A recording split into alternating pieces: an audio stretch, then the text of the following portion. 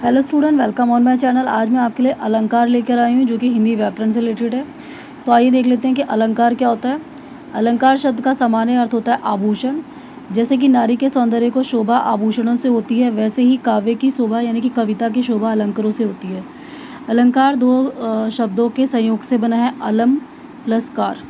अलम का तात्पर्य आभूषण अथवा गहने से है। कार शब्द क्री धातु से बना जिसका अर्थ है करना।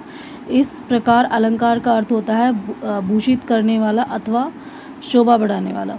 तो जैसे कि नारी सौंदर्य की शोभा बढ़ाने के लिए हार, अंगूठी, करधनी, मांग टीका, पायल आदि साधन होते हैं, वैसे ही काव्य में शब्द और अर्थ में श्रृंगार करके कविता की शोभा बढ़ाई जाती है। और सामान्य रूप से अलंकार का अर्थ है सौंदर्य को बढ़ाना।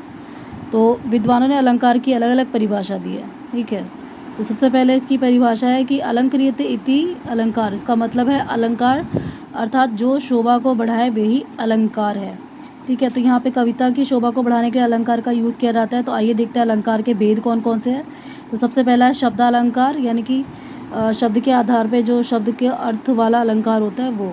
तो जहाँ पे शब्दों के कारण कविता में सौंदर्य उत्पन्न होता है, यानी कि शब्द के कारण ही कविता में सुंदरता उत्पन्न हो जाती है, वहाँ शब्दालंकार होता है। इनसे काव्य के बाह्य सौंदर्य में वृद्धि होती है। आगे है शब्दालंकार के मुख्य 3 भेद होते हैं। सबसे पहला है, एक है अनुप्रास अलंकार, यमक अलंकार और श्लेष अलंकार। ये तीनों के तीनों शब्दालंकार में आते हैं। तो आइए देख लेते हैं। सबसे पहले अनुप्रास अलंकार क्या होता है। जब कविता में एक ही वर्ण की आवृत्ति बार बार हो, यानी कि एक ही अक्षर बार बार रिपीट होता है, तो वहाँ पे अनुप्रास अलंकार होता है, ठीक है। जैसे कि बनन में, बानन में, बगरियों में, बगरयों बसंत है, ठीक है। और चारू चंद्र की चंचल किरणें खेल रही थी जलथल में।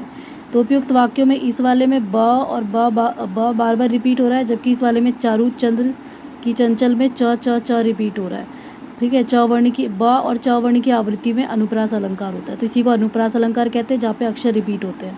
फिर आता है यमक अलंकार। इस अलंकार का प्रयोग वहाँ होता है जहाँ जब एक ही शब्द एक से अधिक बार आए और हर बार उसका अर्थ अलग होता है, तो उसे हम यमक अलंकार कहते हैं। फॉर एग्जाम्पल के लिए कनक कनकते सौगुनी मादकता अधिकाय, या खाए बहराए जग वा पाए बहराए। तो यहाँ पे कनक शब्द 2 बार आया, एक बार यहाँ पे, ठीक है। तो अब यहाँ पे दोनों का मतलब 2 बार तो आ गया, लेकिन यहाँ पे अर्थ अलग अलग है। एक कनक का अर्थ हुआ धतूरा और दूसरे कनक का अर्थ हुआ सोना। अगला है ग श्लेष अलंकार। श्लेष का अर्थ है चिपका हुआ। जब एक शब्द में कई अर्थ चिपके होते हैं तब श्लेष अलंकार होता है। जैसे मंगन को देख पट देत बार बार है। तो इस काव्य पंक्ति में पट शब्द का केवल एक ही बार प्रयोग हुआ है, किंतु ये शब्द 2 अर्थ बता रहा है। जैसे कपाट किवाड़ तथा वस्त्र कपड़े, ठीक है। आगे आता है नंबर 2 अर्थालंकार। जहाँ अर्थ के कारण काव्य सौंदर्य एवं चमत्कार उत्पन्न होता है, वहाँ पे अर्थालंकार होता है। अर्थालंकार के निम्नलिखित प्रमुख भेद हैं, जिसमें से पहला है उपमा अलंकार। इस अलंकार का प्रयोग वहाँ होता है जहाँ दो वस्तुओं के गुण, धर्म और स्वरूप के कारण समानता दिखाई जाती है। और इस अलंकार के 4 अंग होते हैं। सबसे पहला है उपमेय, जिसकी समानता बताई जाए। उपमान, जिस वस्तु से समानता बताई जाती है। साधारण धर्म, उपमेय और उपमान में जो गुण समान रूप से विद्यमान रहता है। और वाचक शब्द, जिन शब्दों से समानता बताई गई हो, जैसे कि सम, सदृश्य, सरिस, सा, से, सी। उदाहरण के तौर पर पानी, केरा, बुलबुला, अस, मानुष की जात, ठीक है। और देखत ही छिप जाएगा त्यों तारा प्रभात। तो यहाँ पे क्या है कि यहाँ पर मनुष्य के जीवन की बराबरी पानी के बुलबुलों से की गई है, यानी कि समानता की गई है। और मनुष्य का जीवन पानी के बुलबुलों के समान क्षणिक है, बहुत ही थोड़ा है। यहाँ पर मानुष की जात जो है वो उपमेय आ जाएगी और पानी का बुलबुला जो क्या आएगा, उपमान आ जाएगा। क्योंकि मनुष्य की जात को पानी के बुलबुले के समान माना गया, इसलिए ये उपमान है। जिससे कंपैरिजन की जा रही है वो उपमान है, और जिसकी कंपैरिजन की जा रही है वो उपमेय है। तो क्षणिकता साधारण धर्म है और अस जो है वो वाचक शब्द है। अब आते हैं इसका ख यानी कि रूपक अलंकार पे। तो इस अलंकार का प्रयोग वहाँ होता है जहाँ पर उपमेय और उपमान में एक रूपता अथवा अभेद की प्रतीति होती है। जैसे कि चरण सरोज पखारन लागा। यहाँ पर चरण और सरोज में एक रूपता दिखाई गई है, अर्थात सरोज रूपी चरण कहा गया है, ठीक है। आगे आते हैं यहाँ पर ग वाले पे। उत्प्रेक्षा अलंकार क्या होता है। तो जहाँ पर उपमेय में उपमान की संभावना व्यक्त की जाए वहाँ पे उत्प्रेक्षा अलंकार होता है।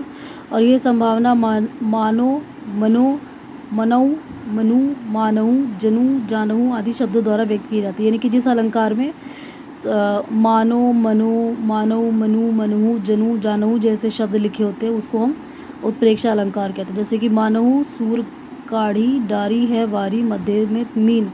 तो यहाँ पे ब्रज की कृष्ण गाय के वियोग में पानी से बाहर निकल आई, मछली के समान छटपटाती है। तो यहाँ पे सबसे आसान तरीका होता है आपको उत्प्रेक्षा अलंकार को पहचानने का कि यहाँ पे उपमेय में उपमान की संभावना व्यक्त की जाती है और साथ साथ इसमें ऐसे शब्द लिखे होते हैं जिसमें मानो, और मनु, मानहु, जनु और जानहु जैसे शब्द जिस कविता में आते हैं उसको उत्प्रेक्षा अलंकार कहते हैं। तो इस तरीके से अलंकार का चैप्टर यहीं पे ख़त्म होता है।